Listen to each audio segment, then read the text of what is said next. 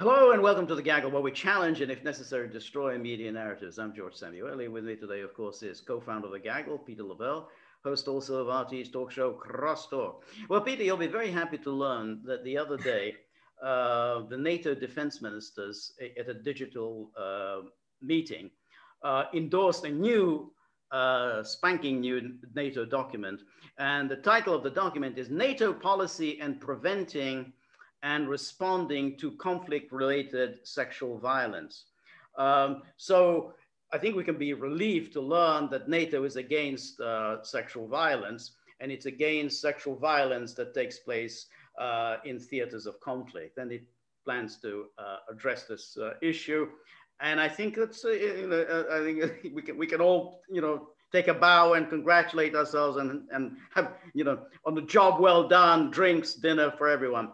A couple of issues here. I mean, it's a long, tedious document outlining it because NATO is saying that it's against sexual violence. Now, yeah, well, yeah, exactly.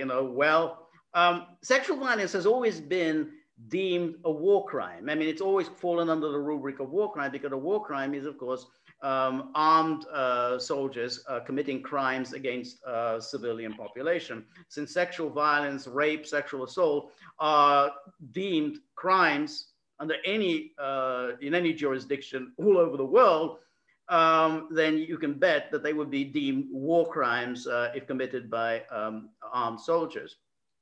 What I think is less clear from the document, and it just sort of moves from one to another, is what exactly are they talking about? Do they intend to intervene all over the world to address sexual violence? Or are they talking about the sexual violence perpetrated by NATO soldiery or NATO allies? Now, you would have thought that if it's sexual violence committed by NATO soldiery, then you would hope that already some disciplinary measures are in place to punish any NATO soldiers who commit sexual violence or commit any kind of war crimes. So what's the point of this document? I suspect that the purpose is NATO is always on the lookout. New goals. And the new goal is women. We have to help women. Women are the victims of sexual violence, and we, NATO, are going to help women. That's our great new mission. And wherever there's a woman or a girl who is in some ways victim of something, we, NATO, are on hand to help out. Peter, what was your take? Well, and some people may criticize us, and I'm sure we are, is we're worried that the very existence of NATO is predicated on looking for new things to expand its mission. Well, we found one, okay? Right. It's prevention of violence against women, I suppose, in armed conflicts. Well, maybe there isn't an armed conflict, but there's still sexual violence being committed. So I suppose that falls under the rubric here. Yes. I have a suggestion for NATO, if they're going to go down this path. Can we throw in hygiene as well? I think, I'm worried about that. I'm worried about hygiene, okay? And I think NATO is such a noble organization that, right. Hygiene could, Definitely. They could measure up to that, okay? It's a bold mission, okay? But NATO is bold. It's thinking big, okay? So if there's a hygiene problem in Tibet, I think NATO needs to look into it. Right. And I tell you, you and I, Peter, can draw up a document, a long, tedious document along those lines as to why the war against bad hygiene is an absolutely essential NATO. Well, when I experience bad hygiene, it's equivalent to a war crime. It is a war crime because if you have bad hygiene, then people fall sick and die, and get depressed. Yes, exactly. So you can see that is indeed a new mission for NATO. Legitimate. Yeah, but of course, you have all the other tasks that NATO is now seized upon, because of course climate change is another issue that NATO is on the job. It's never very clear what exactly NATO is going to do about climate change, because if you're going to, if you think about who's messing up the environment more, The U.S. military is the biggest polluter in the world. I think NATO needs to look into it. Right, exactly. And, you think of, when you come to fossil fuels, boy, I mean, you got all these NATO missions, boy, are they using a lot of fossil fuels. And then when you think of the artillery, I mean, all the artillery shells that they launch in their wonderful missions, that's not doing the environment a lot of good, I wouldn't have thought. Okay, this is a very rich conversation. We're against sexual violence against women during a conflict or even not a military conflict. Hygiene, okay. Littering, okay. And since I'm on my list, poor treatment of pets, okay. Anyone that abuses a dog, you got a target on your back, and I got NATO's phone number. Okay. No, I absolutely, because again, we can write a document. Pets absolutely essential to a happy human existence, and if you're torturing pets, you're causing unhappiness. Unhappiness causes strife. Strife causes war. NATO's in the business of preventing war. So we start off with with hygiene, then we move on to pets. So. What is kind of interesting about this is also that there's a kind of lurid pornographic aspect to NATO. It's not the first time that they've brought up sexual violence, because if you remember during the Libya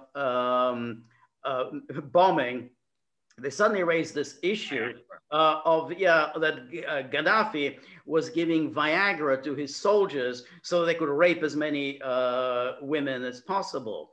Of course, it was an absolute nonsense, no evidence whatsoever for this claim. NATO nonetheless put it out, and the media parroted it for a while. We had the same thing some years earlier in Bosnia, where we had the stories about, 200,000 rapes in Bosnia. And then, once there was a proper investigation conducted, so it wasn't even a few thousand, it was at most a few hundred. And even then, even those few hundred, the numbers were massaged and exaggerated. But NATO was coming along with these numbers like 200,000 women were raped.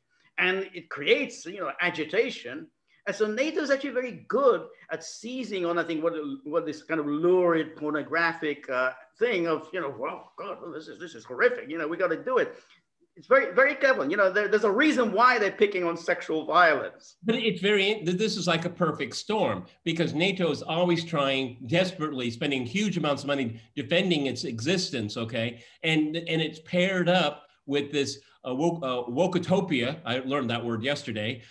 It works very well together, doesn't it? So NATO can justify its continued existence through wokeism. Okay, what a bizarre combination for a military alliance. Yes, it is. Yes, and of course, somebody with common sense might think, well, gee, if you start bombing a country and you destroy the social and governmental structures of that country, aren't you facilitating sexual violence?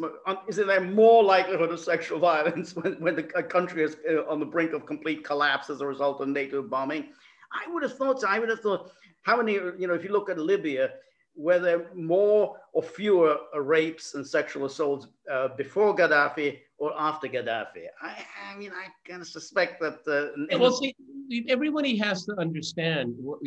We're fed a very kind of simplistic definition of war. Army A is fighting Army B. Maybe they have planes, artillery, and all that. No, a state of war is absolute chaos. It is the breakdown of all social order. You can't call 911. In a conflict, there are no police, folks, okay? It's brutal, raw force, okay? And this is when all of these things happen. And every army in the history of humanity has committed sexual crimes against civilians. It's part of the ugly event of war. Right. Now, and what is going to stop NATO? But there could be sexual violence in country X. Right. So a preventative war. That's right. This is what is it? Right to protect doctrine. Right. So there could be a sexual assault. There could be egregious hygiene issues. Right. There could be torture of dogs. Right. Okay. Right. Yeah, that's right. And so just to follow up, first of all, when at Nuremberg, they deemed the launch of aggressive war the primary crime. This is the greatest crime. The reason they said that is that all of the other crimes that come about later, they come about through this first crime. Because if you launch an aggressive war, then you're going to get murder, then you're going to get rape, then you're going to get pillage, then you're going to have all of the other things. But they come about precisely because you resorted to aggressive war. That's why they say that's the primary crime. And that's why when you said all sexual violence is committed in all wars, yeah.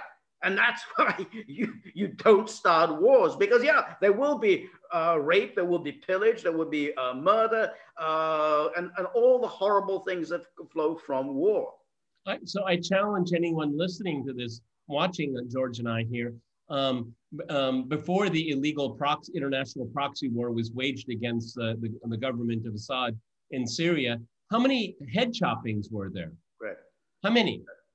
Right. I bet you're going to have to look long and hard and probably go back a century. That's okay. Right. But right. with the advent of this international Western supported proxy war in Syria, then we start having a head cutting situation here. And it's not the Assad government doing it. Right. No, that's exactly right. But what is also interesting is how NATO is orienting its propaganda to getting on board the AOCs, the German Greens. So you got all the woke people and all the sort of vaguely leftish, oh, well, that's sexual violence. That's good. Remember how NATO had that, the woman, Angelina Jolie. Remember Angelina Jolie went around with NATO, oh God, terrible things going in Bosnia. Thank God NATO was there to prevent these crimes against women. Completely taken in by NATO propaganda. But that's what they do. They get Angelina Jolie to be their front person. So therefore, because of AOC, sexual violence. Next, we're going to get on to gays. The moment we see any gay person being mistreated, we're NATO's on the job. And that's except for if it's an Arab ally. Yes, right. There are dispensations out there, okay? There are. No, you're absolutely right. See, NATO has such a hard job legitimizing its existence that it has to go to the culture wars to get some kind, because look, I mean, the neocons are on board automatically, okay? Because it's their creation, okay? But to broaden the tent, this is what they're doing. They're bringing in this ideology. Right. And as George and I have said repeatedly on the gaggle, NATO, for the most part, is really a propaganda, public relations endeavor. That's really its primary, not mission, it's activity. That's right. That's it. And that is it. It's managed to co-opt the sort of liberal left, whatever you call it, by these woke messages. Hey, sexual violence, women's education, gay rights, climate change. Hey, AOC, this is your bread and butter. You must like us. We're doing what you want us to do. And there are people like that. Yeah, well, sounds about right. No, this prevention of sexual violence against women is far and above the priorities of fighting terrorism, Islamic fundamentalism, protecting your borders. That's way, way low on the totem pole here, okay? Which George and I would say those are the primary functions. That's right, and it's very good that what you just said, because of course, who has facilitated crimes against women by facilitating the jihadis? NATO. So NATO, in what it did with Syria, in allowing large parts of Syria to fall under the rule of the head choppers, the ones who who are ready to stone women to death for adultery. That's it. Thank you, NATO, for facilitating the work of ISIS and Al Qaeda. The cynicism is far deeper, because you have like the CIA and other foreign intelligence services going into Libya, kicking up a desk, arming people. They have their stooges. You do it in Syria here. And just as when it gets started boiling, they pass the baton. Go NATO, you're in. Okay. We prepared the ground for you. Afghanistan, when it was disclosed a couple of years ago that the Americans were basically turning a blind eye to their Afghan allies, raping young boys. There was actually a story about this. Kind of, the story didn't really go anywhere, but it was clearly plausible. It's like, okay, well, we got to support our Afghan allies, and if it's a tradition that that they help themselves to the local young boys, we'll just simply turn our blind eye to it. So again, thank you so much, United States.